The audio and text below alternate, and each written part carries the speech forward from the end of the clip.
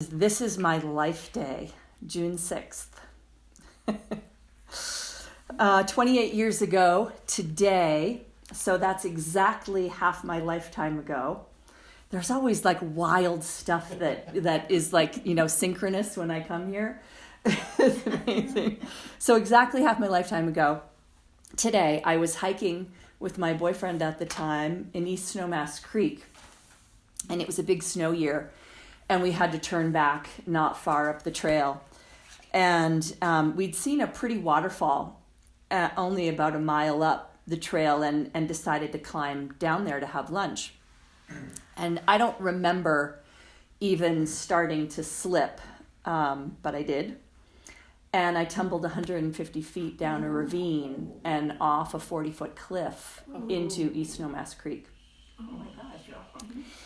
And although over the next few hours after the fall and over the next few months after the fall, I experienced several near-death experiences, I lived. Yeah, we see that. Yeah, life day. Yeah, so special day Oh. to be kind of checking in with this stuff. This way. Sure. That's why I chose it. Well, see, Golden always asks me at the perfect time. I actually had my open heart surgery in the same hospital in Maine where my father died of cancer when I was 16. And the greatest gift one of the greatest gifts of his death and the collapse of my family that happened along with it was the opportunity to live my life as I was called, self-guided, in alignment with my own truth, because there was no one around really holding up the hoops anymore to jump through. So to live life as a calling, which for me has been to figure out how to learn along the way, how to live, in conscious partnership with the evolutionary impulse. And to understand the role of beauty in the evolutionary process. As Golden was talking about, the role of the birds singing and the flowers that bloom just because. Yeah, we could say, they're drawing the pollinators to them, and it's this magical expression of beauty that drives the whole wheel of life, right? I recently found out that the word for beauty in Greek is kalon, which has its origin in kalin, a calling. And kalo, which means I call. And this is related to the great creation stories where the world is called or named into being. In the Bible, God created everything out of that void of darkness and proclaimed it all good. Genesis says God saw that all that he had made, all that he had called into being, and called it good. Beautiful. So the original act of creation is described as kalos, the good, the beautiful. And the first thing he created, of course, was light. And there's nothing more attractive to us than light. It calls us forth. We associate it with love. And we know the law of attraction, what we put our attention toward expands. The very act of attention is creative. And it's just not, it's not just this new age principle. It's a law of physics that intuitively makes sense to us. And the sensitivity of our scientific instruments now to measure and observe show us that particles come into being due to our observation. It's the whole energy or particle or wave thing. Particles could be observed, but when they're unobserved, they dissolve back into that void, that unified field of everything. So each of us, we're just these bundles of intention here to learn. So we evolve toward greater love and beauty. Like, that's the trajectory. Like, that's what Martin Luther King said. Like, everything goes toward greater love. And it doesn't look like that sometimes. We take the 2 steps forward and the 1 step back, or the many steps back sometimes. But it's all, you can see over the course of time that trajectory of evolution. It's unavoidable to now kind of be able to take that in. So there's something very inherent in beauty that's about creating out of alignment with what we value most. What we find beautiful, which is distinct from glamorous. Like, glamour has its roots in the Scottish word that's about actually a magic spell. Something not real, right? Yeah. But beauty is that reflection of what we love and value most. What we find authentically beautiful connects us to what we love and value. It's like feeling that really deep connection. So I think of like solar panels and gardens, and how so many HOAs have outlawed things like clotheslines and solar panels and gardens because they're somehow not aesthetically pleasing. But for those of us who like really deeply love the planet, when we see, a solar panel, it's beautiful to us. When we see a clothesline or a garden, it's like, oh, beauty. Because that's the representation of of the care and the honor of what we love about our planet. And something beautiful about gardens, and I remembered this from my years of working on anti-poverty strategies and legislation. Gardens reduce crime rates. And this is from a National Academy of Sciences study of Philadelphia neighborhoods below the poverty line. Creating gardens in vacant lots reduced overall crime by more than 13% and dropped gun violence by nearly 30%. So burglary and vandalism also dropped like 20 to 30% due to the gardening. And it's a cheap intervention. It doesn't cost a lot to, put in a garden.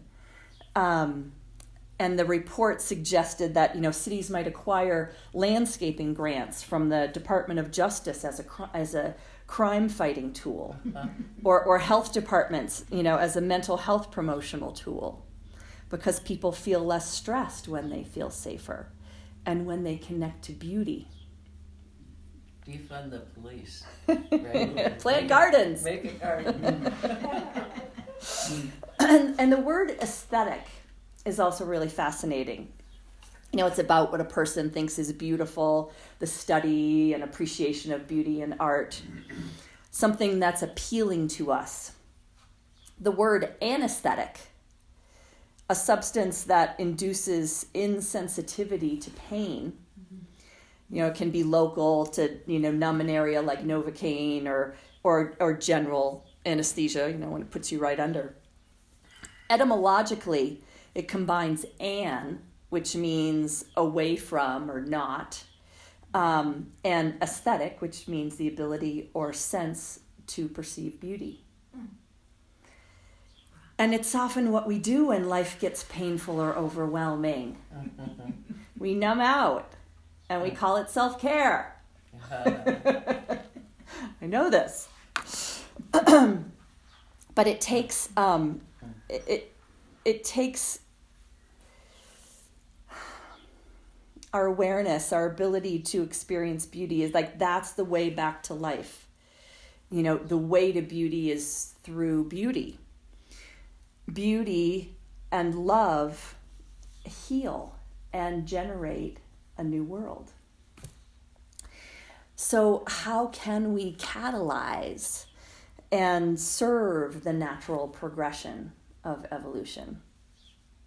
So I wanted to share some powerful practices that I've been playing with for a long time, that help kind of stay established. And I mean, you know, God knows, in any moment of the day we get thrown out of the saddle and, you know, get into the doom and gloom, especially if we turn on the radio or look at stuff on social media. It's like, you know, and you can just get really down that rabbit hole. And so it takes a little something, sometime, you know, like listening to a song, being out in our favorite places, to reestablish ourselves in that very powerful connection to what's beautiful to us, what we love and value most. So most of these are, I have under my practice title of upshift. Like if I want to make an upshift, like I notice that the world is kind of causing me to downshift, and I'm like kind of not feeling my fullness, I know it's time for an upshift. So I dig into that part of the toolbox. And these are some of the things I use.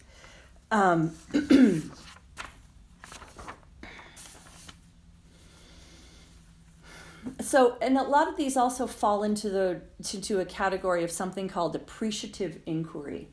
Has anybody heard of that? It's something that's getting a lot more play these days in sort of leadership training circles and organizational management. And basically it's about shifting our orientation to the challenge that we, you know, or the problem that we're trying to solve. From an appreciative orientation. So from what's going right, what do I have, not what do I don't have at my disposal. What's amazing, you know, what's uplifting. So I also call this putting on the love glasses. I was going to bring my love glasses. So you look through a filter of appreciation or love. And sort of the main kind of cognitive filter that I use is everything without exception, even this challenge, this problem that I'm facing, is happening for my highest evolutionary potential. You know, especially this problem, you know, like all showing up for me. And because we learn to focus on what's wrong and what we don't have, you know, what we're lacking. It's just a habit. It's, you know, it's like it's the place we naturally go as well under stress, to our lowest common denominator. You know, just happens all the time. You know, as I called Matt last night when my, you know, son had yet again, you know, he's 15 now. Everything that I do is wrong, you know, everything is wrong. It's like, and I have to like battle that constantly. It's like, okay, I'm trying to appreciate this, but it just feels really crappy. It's all good. I know, it's all good.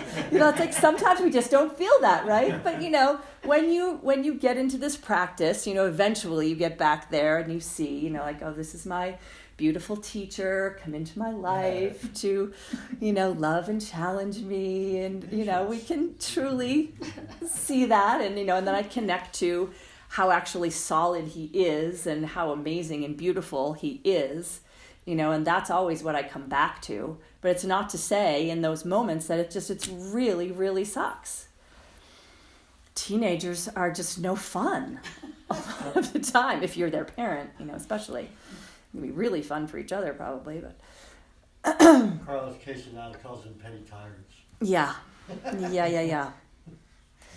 So, and the media, of course, is no help to us, always focusing on the negativity and the hate, and, I call it the trauma fest. Let's turn off the trauma fest for a moment. So it's, learning to just recognize that, and then putting on the love glasses. I should probably keep my little love glasses handy so I can just put them on and have a physical reminder more of the day. I'll wear them around the house when my teenagers. Yeah, just put the love glasses on. So that's just a very helpful thing to remember, to get into the practice of just noticing that we often go down the rabbit hole of how bad things are, or what we're lacking in ourselves. And to remember to look through that filter of all of this is showing up for me. It's a gift for my highest evolutionary potential. A couple of things I have on my computer that I can switch to really quickly are a couple of sites that I'll share. One is called dailygood.org. Really, and they will send you a daily email. And their stuff is always beautiful and great and uplifting. The second one is similar. It's called thegoodnewsnetwork.com. And, if you find yourself on social media, you guys probably don't do any of that at all. But if you do, and, get a little triggered, you could just switch on to one of these sites, and they are the love filter. They filtered everything on there of their content is uplifting, and it's the good news, what people are doing right. And I want to share a story that I recently saw on one of these sites, and just kind of imagine, that you're feeling a little bit anxious or stressed, and something's not going right, and you remember, God, I really need a good story, something inspiring right now. And you pop onto one of these sites and read something like this. In 1901, a boy was born in a poor neighborhood of New Orleans known as the Back of Town. He was the grandson of slaves. His father abandoned the family when the child was an infant. His mother became a prostitute, and the boy and his sister had to live with their grandmother. Early in life, he proved to be gifted for music, and with 3 other kids, he sang in the streets of New Orleans. His first gains were coins that were thrown to them. A Jewish family, Karnofsky, who had emigrated from Lithuania to the USA, had pity for the 7-year-old child and brought him into their home, initially giving work in the house to feed this hungry child. There he remained and slept in this Jewish family's home, where for one of the first times in his life he was treated with kindness and tenderness. When he went to bed, Mrs. Karnofsky sang him a Russian lullaby that he would sing with her. Later he learned to sing and play several Russian and Jewish songs. Over time, this boy became like an adopted son of this family. The Karnofskys gave him money to buy his first musical instrument, as was the custom in Jewish families. They sincerely admired his musical talent. Later, when he became a professional musician and composer, he used Jewish melodies in some of his compositions. The young black boy grew up and wrote a book about this Jewish family who had adopted him in 1907. In memory of this family and until the end of his life, he wore a Star of David and said that in this family he had learned how to live real life and determination. You might recognize his name. This little boy was also called Louis Satchmo Armstrong. Louis Armstrong proudly spoke fluent Yiddish, and Satchmo is Yiddish for big cheeks. A nickname some say was given to him by Mrs. Karnofsky. So can you feel the upshift? Oh, yeah. You just remember how gorgeous people are. especially people who've been through such suffering. You know? It's like the people who have least are often the ones who give most. And it's this beautiful thing about humankind. And you remember that we're not all bad and snarky and selfish and whatever the media wants us to remind us that we are. Like, we need those upshifts so often as the antidote to so much that's around us. And trying to unculture us. Yeah, Larry. I wonder who it was that named the feeling that the Karnofskys had for Satchmo that motivated them to gather him in.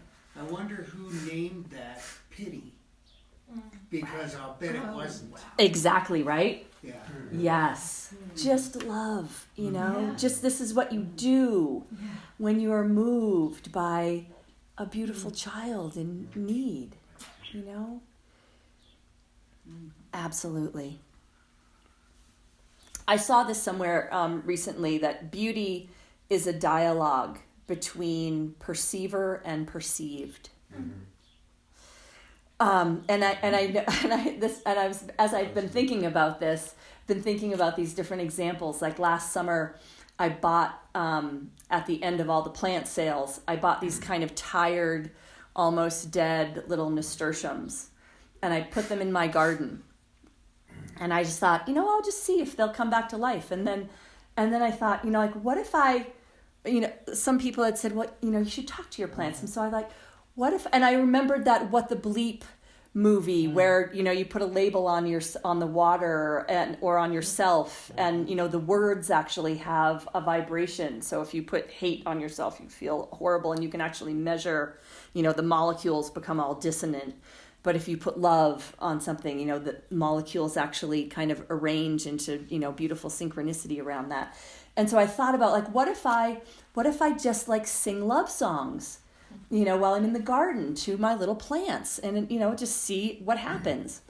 By the end of the summer, those nasturtiums were the most beautiful plants, and they looked like they were going to die, there several times, probably like I looked like on my life day.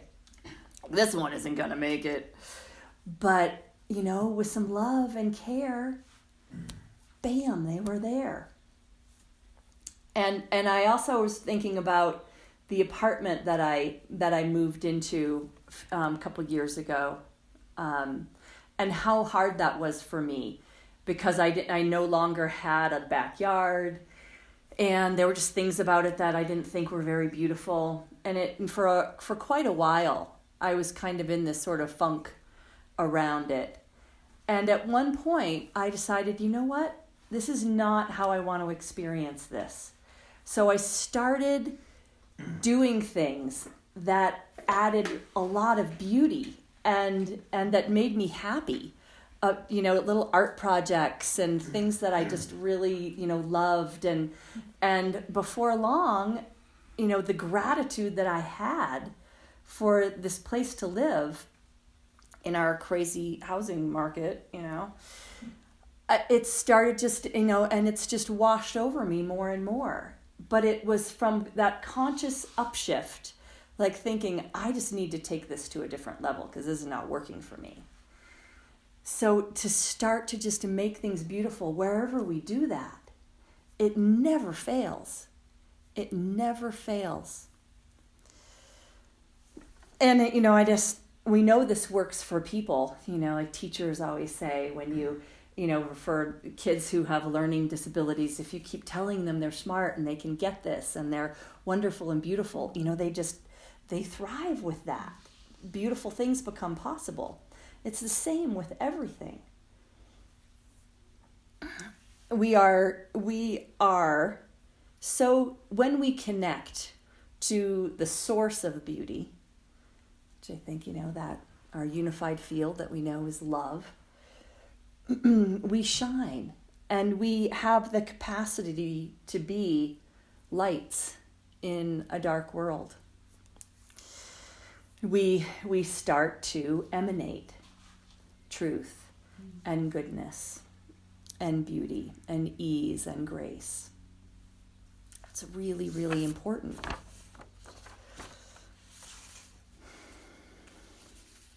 So one of my favorite practices is, this is a pretty new one. I just started calling it the love notes practice.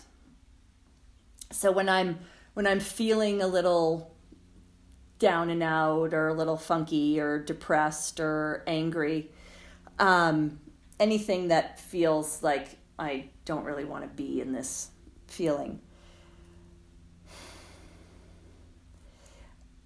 I think about, and it can be, like flip to, dailygood.org.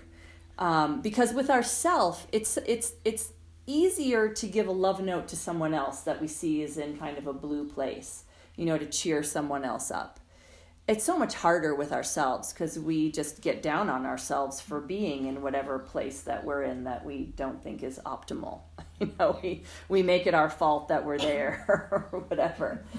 And so sometimes even that doing something nice for someone else is something that actually makes us feel great too. So you can't really go wrong if you can't really get to the place where you can do something nice for yourself. Do something nice for someone else, and that will lift you up too. Such a bonus. So it can just be a compliment, and another sort of appreciative orientation, finding something to compliment somebody about, or just finding something in your arena that you can be grateful for. That is such a high vibration. They've been able to measure that gratitude has the same vibration as love, sometimes even higher. So that's why gratitude practices are they actually work. When you write down 2 or 3 things that you're grateful for, that's a really powerful upshift. Before you get out of bed in the morning. Right. Whenever you want to. Do it a lot. But so a love note is that, it can be to yourself, but it can be to anything. It's just the other day, I like to, when I'm listening to Katie and Kay, and I hear, songs that I love, I love to call the DJ and say, "You're killing it. I love this song. It really made my day." And, the DJ is always tickled, and it just makes you feel so great too. It's like upshift. And it can be an actual love note. You can leave a little fun note for someone. Sometimes I do this to my kids, when I'm asking them to do a chore, I'll do it in like a funny way and say, "You're so awesome. I could never, keep the house without you." As you roll your eyes. But, it makes them feel, like they are needed, and they are, it's more and more so, they really are. So the last practice I'm going to share is called moments of awe. And this is something that came to me when I was skiing, because I have this practice in the winter.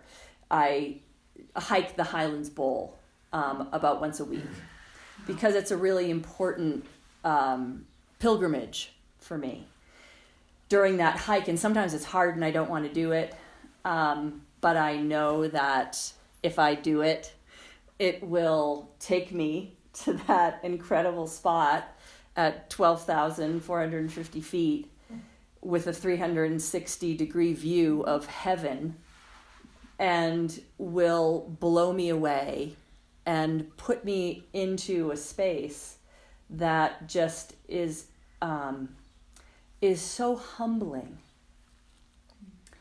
and yet so just makes me feel like a rock star whenever I'm up there. And I've realized how important just that feeling is. It's such a blessing, just to put myself in a place that has me feel humbled about life, and about what's possible. And it doesn't have to be, you know, such an incredible place like that. We can have a moment of awe just sitting under our favorite tree in our backyard and looking up at the leaves and listening to the birds and you know, just feeling that welling up of gratitude for life. We can have it when we see our favorite band in concert or just listen to one of their songs. You know, that can be a moment of awe at how beautiful they expressed something and how euphoric that can make us feel. E.B. White once wrote that I arise in the morning torn between the desire to improve the world and a desire to enjoy it. This makes it difficult to plan the day. Would you say that again? I arise in the morning torn between a desire to improve the world and a desire to enjoy it. This makes it difficult to plan the day. But, you know, it when I read that, I think, you know, our enjoyment Yes. of the world is that improvement of it, is that frequency that we put ourselves into in that moment of joy. That is a blessing. That is us blessing that which we perceived. It's that connection between the perceiver and the perceived and the magic that's in that, in the beauty that we feel, in that moment of awe, is the gift that we're giving. It is like a prayer. Having the ability to be in a space that puts us in that space of awe and wonder is a prayer for the world. And so that's what I feel like when I sometimes don't want to even, you know, get up and get my stuff together and go skiing on this day that, you know, is maybe kind of cold and, you know, I feel like I have so much else to do. Like it never fails. You know, once I get up there, it's like, oh yeah, this is the prayer. This is where I want to be. This is the space that I want to be in. This is how I want to be experiencing life. And we're closest to what we value most in those moments. You know, in that moment of awe, you know, whether it's like the music that we're experiencing or the person that we love, you know, it's like we are connected to what we value most, and we're blessing that, we're expanding that in the world. And, you know, there's also a piece of it around solitude that's an important, because solitude contributes to creativity. We actually really need times when we're just in our own space, not plugged in even to a podcast or music, not consuming something, but we're just in our own space, in our open hearts, you know, whatever that space is, or that place that you love, and getting the download that comes only through you. It's really important to give yourself that as part of this practice. You know, and there's an added bonus to being out in nature, which is negative ions, which we probably all know about. You know, that, you know, just walking outside your door, you are surrounded by the negative ions that are in the out of doors. And they reduce symptoms of depression. They will increase your cognitive performance. They promote antimicrobial activity. They boost your immune system function. And these negative ions inhibit the growth of bacteria and viruses. So, you know, it's no wonder, you know, why we've been told to be outside more during this past year. But just as a support to our creative process and to, you know, the added benefits of those moments of awe, you know, just as a support to our physicality and our strength. So those are my best practices that I wanted to leave you with, to remind you to just walk in beauty and to just notice the ways that you already do, and that it's not sort of a luxury. It's actually a really, really important part of how we are catalyzing evolution in this moment on the planet. Beauty is that miraculous benefit to us in so many ways. So, thank you. Thank you, Gwen. Good message.